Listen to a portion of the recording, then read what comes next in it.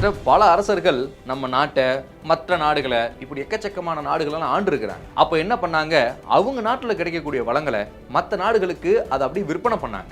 ஆனால் பணத்துக்காக அதை விற்பனை பண்ணல. அதுக்கு கைமாறா அந்த நாட்டில் என்ன வளம் இருக்கோ அதை இவங்க வாங்கிக்கிட்டு நம்ம நாட்டில் இருக்கக்கூடிய வளங்களை அவங்களுக்கு அப்படி கைமாற்றி கொடுத்தாங்க. அதுக்கு பேர் பண்டமாற்று முறை அப்படின்னு சொன்னாங்க. இது நாளடைவில் பணம் கொடுத்து பொருள் வாங்குற நிலைமையாச்சு.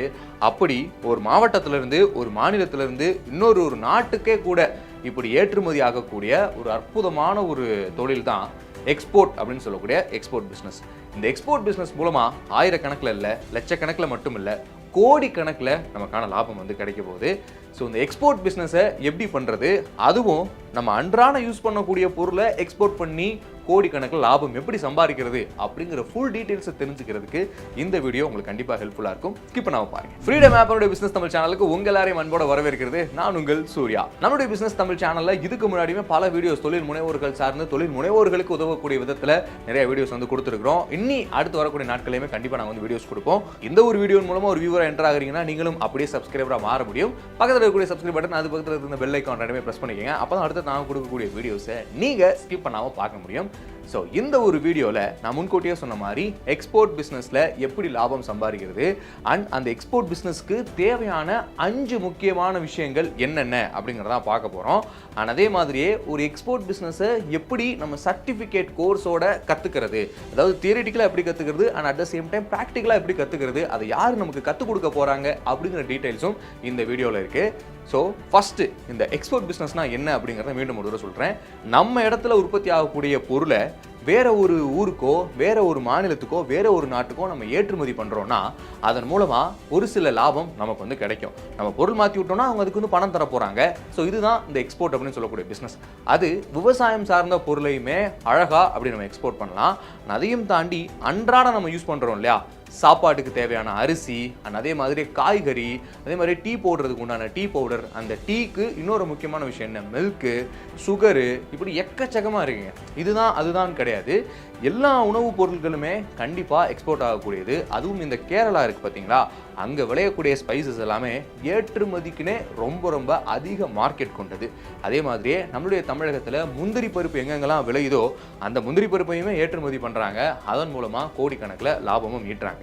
ஸோ அந்தளவுக்கு எக்ஸ்போர்ட்டில் நம்ம தமிழகத்துக்கு, நம்மளுடைய இந்தியாவுக்கு பயங்கரமான மார்க்கெட் இருக்குது. ஸோ இப்பேற்பட்ட எக்ஸ்போர்ட் பிஸ்னஸை நீங்களும் அப்படி அழகாக கையில் எடுத்து நடத்த முடியும். ஸோ பிஸ்னஸ் ஸ்டார்ட் பண்ணணும் அப்படிங்கிற பிளானில் இருக்கக்கூடியவங்க எக்ஸ்போர்ட் பிஸ்னஸையும் ஒரு பார்வை பாருங்க.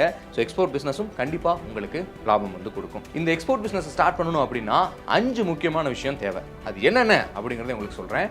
ஃபர்ஸ்ட் விஷயம் ஸ்டார்ட் அப். அதாவது ஒரு எக்ஸ்போர்ட் பிஸ்னஸ் எப்படி ஸ்டார்ட் பண்ணுறது, எங்கே ஸ்டார்ட் பண்ணுறது. இப்போ நம்ம ஊரில் ஒரு எக்ஸ்போர்ட் பிஸ்னஸ் ஸ்டார்ட் பண்ணுறோம், தமிழ்நாட்டில் ஸ்டார்ட் பண்ணுறோன்னா எந்த மாவட்டத்தில் ஸ்டார்ட் பண்ணுறோம், நம்ம மாவட்டத்தில் என்ன வளங்கள் இருக்குது, அதை எந்த மாநிலத்துக்கு எந்த நாடுக்கு நம்ம வந்து அனுப்பலாம் அப்படிங்கிறதுமே ஒரு கிளியர் கட்டாக நம்ம வந்து ஒரு சர்வே ஒன்று பண்ணிடணும்.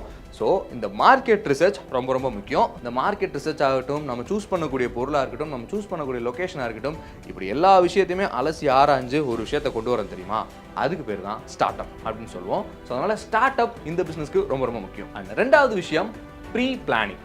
நாம் என்ன பொருளை எக்ஸ்போர்ட் பண்ணலாம், எந்த நாட்டுக்கு எக்ஸ்போர்ட் பண்ணலாம், நாம் எக்ஸ்போர்ட் பண்ணுற பொருள் அந்த நாட்டுக்கு தேவைப்படுது தானா, அந்த மாநிலத்துக்கு தேவைப்படுது தானா, அந்த மாநிலத்தில் அதை கன்சியூம் பண்ணுற மக்களோட எண்ணிக்கை அதிகமாக இருக்கா, இதை நம்ம எக்ஸ்போர்ட் பண்ணுறதுனால நமக்கு எப்பவுமே லாபம் இருக்குமா அப்படிங்கிற எல்லா கேள்வியுமே எல்லா பிளானிங்குமே நீங்கள் வந்து அலசி ஆராய்ஞ்சிடணும். ஸோ ப்ரீ பிளானிங் அப்படிங்கிற இந்த 2வது விஷயம் ரொம்ப ரொம்ப முக்கியம் இந்த எக்ஸ்போர்ட் பிஸ்னஸை நீங்கள் ஸ்டார்ட் பண்ணுறதுக்கு. இப்போது ஸ்டார்ட் அப் பண்ணியாச்சு, ப்ரீ பிளான் பண்ணியாச்சு.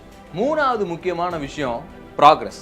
அதாவது இந்த மார்க்கெட் ரிசர்ச்லாம் நம்ம பண்ணதுக்கு அப்புறமா நாம் ஒரு சில காஸ்ட் ஃபிக்சேஷன்லாம் பண்ணணும். அதாவது இந்த பொருளுக்கு இவ்வளோ விலை நம்மளுடைய நாட்டில், இதை அந்த நாட்டுக்கு நம்ம அழகாக ஏற்றுமதி பண்ணி கொடுக்கணும் அப்படின்னா இவ்வளோ விலை நிர்ணயித்தோம் அப்படின்னா நமக்கு எல்லாமே கட்டுப்படி ஆகும், லாபமும் நமக்கு வரும் அப்படின்னு சொல்லிட்டு ஒரு காஸ்ட் வந்து நம்ம ஃபிக்ஸ் பண்ணணும்.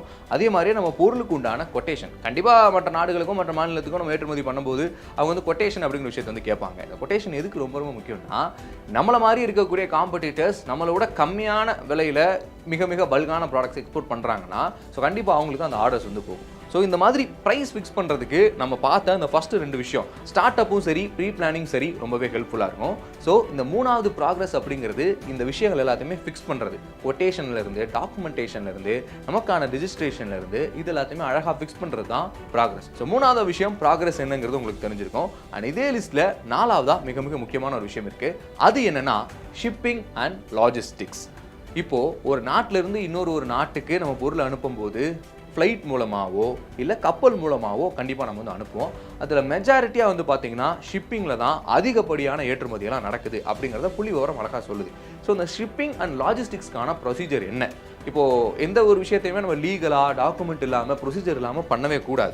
அதுவும் இந்த ஏற்றுமதி மாதிரியான விஷயங்களில் ஒரு சின்ன டாக்குமெண்ட்ஸ் மிஸ் ஆனால் கூட நம்மளுடைய ட்ரேட் லைசன்ஸே கேன்சல் ஆகிறதுக்கு வாய்ப்பு இருக்குது. அதனால் ஷிப்பிங் அண்ட் லாஜிஸ்டிக்ஸ் சம்மந்தமாக இருக்கக்கூடிய A to Z விஷயங்கள் நாம் அந்த எக்ஸ்போர்ட் பிஸ்னஸ் ஸ்டார்ட் பண்ணுறதுக்கு முன்னாடியே நாம் தெரிஞ்சிருக்கணும். ஸோ இந்த ப்ராக்ரஸ்க்கு அப்புறமா நம்ம கண்டிப்பாக நம்ம தெரிஞ்சுக்க போகிற விஷயம் இந்த ஷிப்பிங் அண்ட் லாஜிஸ்டிக்ஸ் பற்றின ஃபுல் டீட்டெயில்ஸ் தான். ஏன்னா ஒவ்வொரு கப்பல்லையுமே ஒரு சில கேட்டகரிஸ் ஆஃப் பொருள் மட்டும்தான் ஏற்றுவாங்க, ஒரு சில வெயிட்டேஜ் மட்டும்தான் அலோவ் பண்ணுவாங்க. ஸோ அப்படி இருக்கும்போது இந்த மாதிரியான விஷயங்கள் எல்லாத்தையுமே நம்ம தெரிஞ்சுக்கிறதும் ஷிப்பிங் அண்ட் லாஜிஸ்டிக்ஸ் அப்படிங்கிற இந்த ஒரு விஷயத்துக்கு கீழே தான் இருக்குது. ஸோ 4வது முக்கியமான விஷயம் ஷிப்பிங் அண்ட் லாஜிஸ்டிக்ஸ் பற்றி நீங்கள் தெரிஞ்சுக்கிறது. அண்ட் இந்த 4 விஷயங்களையுமே முடிச்சதுக்கு அப்புறமா 5வதா ஃபைனலாக இருக்கக்கூடிய விஷயம் தான் மேனேஜ்மெண்ட். ஸோ நம்மளுடைய ஸ்டார்ட் அப்பாக இருக்கட்டும், நம்மளுடைய பிளானிங்காக இருக்கட்டும், நம்மளுடைய ப்ராக்ரஷன், நம்மளுடைய ஷிப்பிங் அண்ட் லாஜிஸ்டிக்ஸ் பற்றின விஷயங்களை தெரிஞ்சுக்கிட்டதுக்கு அப்புறமா மேனேஜ்மெண்ட் இது எல்லாமே முடிச்சிட்டோம்னா கண்டிப்பாக பிஸ்னஸ்க்குள்ளே நம்ம இறங்கின மாதிரி தான். இந்த மேனேஜ்மெண்ட் நம்ம எப்படி வந்து பண்ண போகிறோம், ஒரு மேலாண்மை, ஒரு 2 பேர் 3 பேர்கிட்ட வேலை வாங்குறதா இருக்கட்டும், மற்ற நாடுகளில் இருக்கக்கூடிய நம்ம டீலர்ஸ் கிட்ட இருந்து எப்படி அந்த கஸ்டமர்ஸை நம்ம வந்து கிளைண்ட்ஸை வந்து பிடிக்கிறது அப்படிங்கிற விஷயத்த நம்ம கேட்டு வாங்குறதா இருக்கட்டும், இந்த மேனேஜ்மெண்ட்டை நம்ம தெளிவாக இருந்தால் மட்டும்தான் நம்மளால் எல்லா ப்ராசஸுமே சிறப்பாக தெளிவாக பண்ண முடியும். அதனால் மேனேஜ்மெண்ட் அப்படிங்கிற ஒரு விஷயம் தான் மிக மிக முக்கியமான விஷயம். நம்ம பார்த்து இந்த 5 விஷயத்தில் ஒவ்வொன்றுமே ஸ்டெப் பை ஸ்டெப் ப்ராசஸாக வந்தாலும் 5வதாக இருக்கக்கூடிய மேனேஜ்மெண்ட் அப்படிங்கிற ஒரு விஷயத்தில் சின்ன சொதப்பல் நடந்தால் கூட இந்த ஒட்டுமொத்த எக்ஸ்போர்ட் பிஸ்னஸ்மே அப்படியே பாதிப்படைகிறதுக்கு மிக மிக முக்கியமான சான்ஸ் இருக்குது. நீ சொல்கிறதெல்லாம் வச்சு பார்க்கும்போது இந்த எக்ஸ்போர்ட் பிஸ்னஸ் அப்படிங்கிறது ரொம்ப ரொம்ப அப்படி கஷ்டமான விஷயமா இருக்குது. நிறைய நாலேஜ் வேணுமோ? கண்டிப்பாக வேணும். உங்களுக்கு தியரிட்டிக்கல் நாலேஜ் மட்டும் கிடையாது, ப்ராக்டிக்கல் நாலேஜும் ரொம்ப ரொம்ப அவசியம் இந்த எக்ஸ்போர்ட் பிஸ்னஸில் நீங்கள் சாதிக்கிறதுக்கு.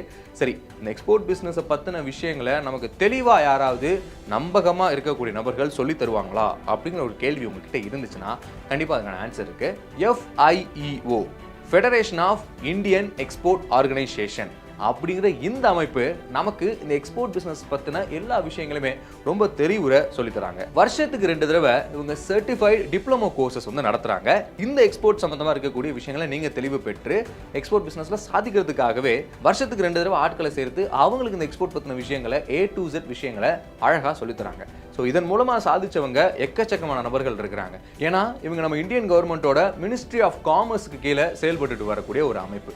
ஸோ இப்படிப்பட்ட நபர்களோட ஒத்துழைப்பால் அவங்களோட கைட்லைன்ஸ் மூலமாக நாம் இந்த எக்ஸ்போர்ட் பிஸ்னஸில் நிச்சயமாக ஆயிரக்கணக்கில் இல்லை, லட்சக்கணக்கில் இல்லை, கொஞ்சம் நம்மளுடைய எஃபர்ட்டையும் சேர்த்து போட்டோம்னா கோடிக்கணக்கில் லாபம் பார்க்க முடியும். சரி, எக்ஸ்போர்ட் பிஸ்னஸ் பற்றின விஷயங்கள் நீ சொன்ன, இதுக்கு எதனா இன்வெஸ்ட்மெண்ட் இருக்கா? இப்போ இன்வெஸ்ட்மெண்ட் பற்றின பிளானையும் நான் தெரிஞ்சுக்கிட்டு இதுக்குள்ளே இறங்கலாமா அப்படிங்கிற ஒரு கேள்வி உங்களுக்குள்ளே இருக்கும். ஸோ கண்டிப்பாக இன்வெஸ்ட்மெண்ட் பற்றின விஷயங்களையும் சொல்கிறேன். இப்போது நீங்கள் ஒரு பேரல் சால்ட்டை ஒரு நாட்டுக்கு எக்ஸ்போர்ட் பண்ணுறீங்கன்னா உங்களுக்கு குறைஞ்சது 3 lakhs to 5 lakhs வரைக்கும் இன்வெஸ்ட்மெண்ட் வந்து தேவைப்படும். இதுவே ஒரு பேரல் கேஷ்யூ நட் முந்திரி பருக்கு பார்த்தீங்களா, அதை நீங்கள் எக்ஸ்போர்ட் பண்ணுறீங்கன்னா உங்களுக்கு 10 lakhs and above கண்டிப்பாக இன்வெஸ்ட்மெண்ட்டாக தேவை. ஸோ இதுக்கு வந்து இவ்வளோ தான் இன்வெஸ்ட்மெண்ட் அப்படின்னு கிடையாது. பட் ஆனால் 3 lakhs and above தான் இந்த எக்ஸ்போர்ட் பிஸ்னஸோட காஸ்ட். ஏன்னா ஒவ்வொரு ப்ராடக்ட்டுக்குமே ஒவ்வொரு மதிப்பு இருக்குது. ஒவ்வொரு ப்ராடக்ட்டுக்குமே அதை வெல்கம் பண்ணுற அந்த நாடு இருக்குது பார்த்தீங்களா, எந்த நாட்டுக்கு நம்ம எக்ஸ்போர்ட் பண்ணுறோமோ அந்த நாட்டில் அந்த பொருளோட டிமாண்ட் அதிக அளவில் இருந்துச்சுன்னா ப்ரைஸும் கூட. ஸோ இது எல்லாமே நம்ம பார்த்த அந்த 5 ஸ்டெப்புக்கு கீழே, இந்த ஃபஸ்ட்டு ஸ்டெப் ஒன்று பார்த்தோம் ஸ்டார்ட் அப்பில் ரிசர்ச், அதுக்கு கீழே வரும். ஸோ அதனால இந்த ரிசர்ச்லாம் பண்ணதுக்கு அப்புறமா நம்ம அந்த இன்வெஸ்ட்மெண்ட் வந்து பண்ணோம் அப்படின்னா ரொம்பவே நமக்கு ஏதுவாக இருக்கும். ஸோ அதுலேயும் 3 லட்சத்துலேருந்து இந்த பிஸ்னஸ்க்கான இன்வெஸ்ட்மெண்ட் வந்து ஸ்டார்ட் ஆகிட்டு. எவ்வளோ பெரிய எக்ஸ்போர்ட் பிஸ்னஸாக இருந்தாலும் சரி, அதில் முக்கியமான விஷயம் என்னென்னா பொருள் எவ்வளோ குவாலிட்டியாக இருந்தாலும் அந்த பொருள் நம்ம அழகாக பேக்கேஜ் பண்ணி அதை வெளியில் கொடுக்குறோம் தெரியுமா, அதில் தான் அந்த எக்ஸ்போர்ட்டோட குவாலிட்டியை இன்னும் தரம் உயர்த்தி பார்ப்பாங்க. உள்ள பொருள் சூப்பராக இருந்து பேக்கேஜில் நாம் ஏதாவது காம்ப்ரமைஸ் பண்ணிட்டோம்னா கண்டிப்பாக அதுக்கான ப்ரைஸ் நாம் எக்ஸ்போர்ட் பண்ணுற அந்த லெவலுக்கு போகவே போகாது. ஸோ அதனால் பேக்கேஜிங் அப்படிங்கிற ஒரு விஷயமும் இந்த எக்ஸ்போர்ட் பிஸ்னஸ்க்கு ரொம்ப ரொம்ப முக்கியமான ஒரு விஷயம். ஸோ இந்த ஒரு வீடியோவில் ஒரு எக்ஸ்போர்ட் பிஸ்னஸ் பண்ண நினைக்கக்கூடிய நபர்களுக்கு 5 முக்கியமான விஷயம் தெரிஞ்சுக்கணும் அப்படிங்கிறதையும் சொன்னேன். அதே மாதிரி இந்த எக்ஸ்போர்ட் பற்றின விஷயங்களை நம்மளுடைய இந்தியன் கவர்மெண்ட்டே சொல்லித்தர ஒரு அற்புதமான அமைப்பை பற்றியும் சொன்னேன். அண்ட் எவ்வளோ இன்வெஸ்ட்மெண்ட் இன்வெஸ்ட்மெண்ட் காஸ்ட் அப்படிங்கிற ஒரு விஷயத்தை பற்றியுமே இந்த வீடியோவில் கண்டிப்பாக நான் உங்களுக்கு தெரியப்படுத்திருப்பேன் அப்படிங்கிற நம்பிக்கையோட உங்களுக்காக இன்னொரு சூப்பரான விஷயத்தையும் சொல்கிறேன். ஸோ நீங்கள் எந்த பிஸ்னஸ் தொடங்குறதா இருந்தாலும் சரி, இன்னும் கூடுதலாக நிறையா ரிசர்ச் ஒர்க்லாம் பண்ணி நிறையா அனுபவ ரீதியான மக்களோட கருத்துக்களையும் நீங்கள் தெரிஞ்சுக்கிட்டு நீங்கள் பிஸ்னஸ் ஸ்டார்ட் பண்ணிங்கன்னா உங்களுக்கு ரொம்பவே ஹெல்ப்ஃபுல்லாக இருக்கும். ஸோ நம்மளுடைய ஃப்ரீடம் ஆப்லையுமே இதே மாதிரி மிகப்பெரிய தொழில் முனைவோர்கள் அவங்க கற்றுக்கிட்ட சின்ன டாக்டிக்ஸ், சின்ன ஹேக்ஸ் இது எல்லாத்தையும் உங்களுக்கு வந்து சொல்லி தந்து உங்களையுமே மிகப்பெரிய தொழில் முனைவோர்களாக மாற்றுறதுக்காக காத்துட்டு இருக்காங்க. ஸோ அவங்க எல்லாரையும் நீங்கள் சந்திக்கணும்னு நினைச்சீங்கன்னா இப்போவே டிஸ்கிரிப்ஷனில் இருக்க லிங்கை பயன்படுத்தி ஃப்ரீடம் ஆப்பை டவுன்லோட் பண்ணுங்க. 399 ஸ்டார்ட் ஆகக்கூடிய எல்லா கோர்சஸுமே உங்களுடைய வாழ்க்கைக்கு தேவையான ஒரு முக்கியமான பங்கா இருக்கும். ஸோ நீங்க ஃப்ரீடம் ஆப்பை டவுன்லோட் பண்ணி வாழ்க்கையில தெளிவு பெறுங்க. ஸோ அடுத்த ஒரு சூப்பரான வீடியோல உங்களை வந்து சந்திக்கிறேன். அது வரைக்கும் ஒரு குட்டி டாடா கிளம்பிக்கிறது நான் உங்கள் Surya. Bye bye, take care.